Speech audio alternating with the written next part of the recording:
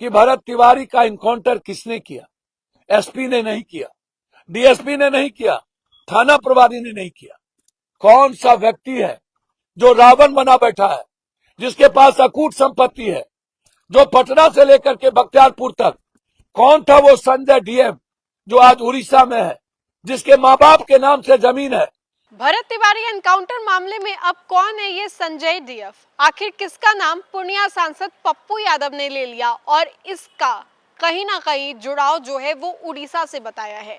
नमस्कार, news for nation देख रहे हैं आप, आपके साथ मैं हूं राजनंदिनी। पूर्णिया सांसद पप्पू यादव एक बार फिर से भरत तिवारी एनकाउंटर मामले को लेकर के चर्चा में आ गए और वजह यही है कि भरत तिवारी एनकाउंटर मामले को लेकर के बयान काफी ज्यादा दिए जा रहे हैं और पुलिस प्रशासन से लेकर के बिहार सरकार के बड़े बड़े नेता भी इस पूरे मामले को लेकर के बयान दे रहे हैं कि उनकी इस पर पैनी नजर बनी हुई है।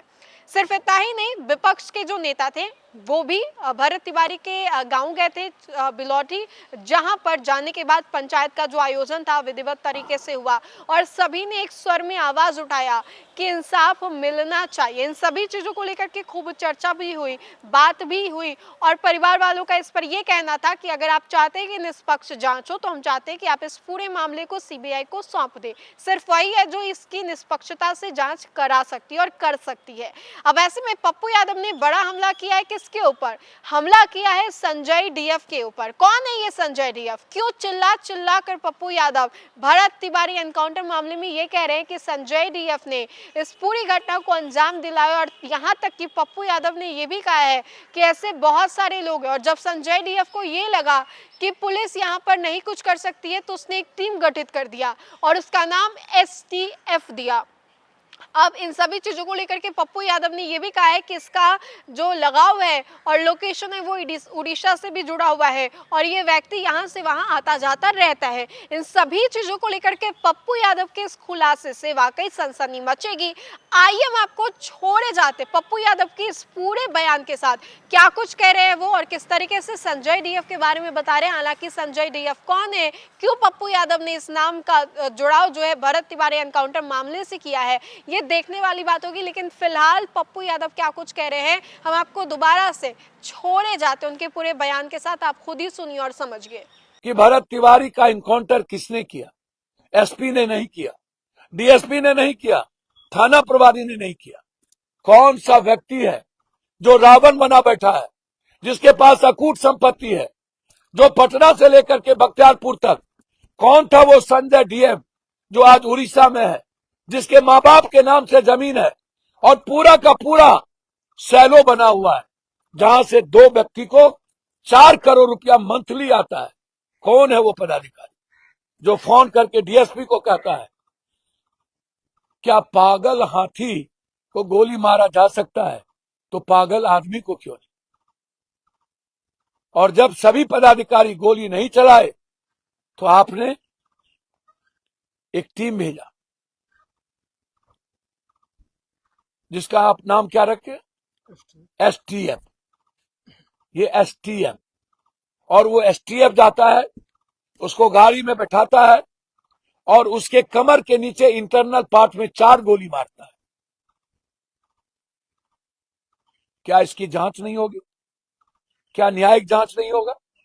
उसकी मां तरफ तरफ के कहती है कि एसपी साहब का कॉल डिटेल निकाला जाए। मैं हाथ जोड़ के कहता हूं, डीएसपी और एसपी साहब का कॉल डिटेल निकाला जाए। बलि का बकरा मत बनाइए। एक इनकाउंटर नहीं हुए। सिवान में सोनू यादव को आपने मारा, छोटू यादव को आपने मारा, एक कुशवाहा को मारा। तीनों इनकाउंटर आपने गलत तरीके से किसी की बीबी का मांग का सिंदूर छीन ली। यदि वो क्रिमिनल था तो आप उसको खत्म करते। जैसे भरत तिवारी ना तो गैंगस्टर था, ना तो शूटर था, ना जेल गया, ना कुछ हुआ और उस पर इंक्वायरी सीबीआई की नहीं हुई। और लगातार आपके पदाधिकारी आम आदमी से यह कहते हैं। कल बनमनकी के थाना प्रभारी के द्वारा मुसलमान 10 लड़के को बुलाकर उसका सीसीटीवी फुटेज है, उसे इनकाउंटर करने की परसों धमकी देता है और कहता है कि मियां इस युग में भी बीजेपी की सरकार है और तुम पोस्ट करते हो विश्व हिंदू परिषद और अन्य लोगों के खिलाफ, सीधा इनकाउंटर कर दिया जाएगा। क्या मुसलमान और दलित होना, ईबीसी होना इस हिंदुस्तान में गुनाह है? कब तक आप इस नासूर जिंदगी को जिएंगे? ये मेरे लिए बहुत सबसे बड़ा सवाल है। क्यों ये बिहार मौन है? क्यों विपक्ष मौन हो गया?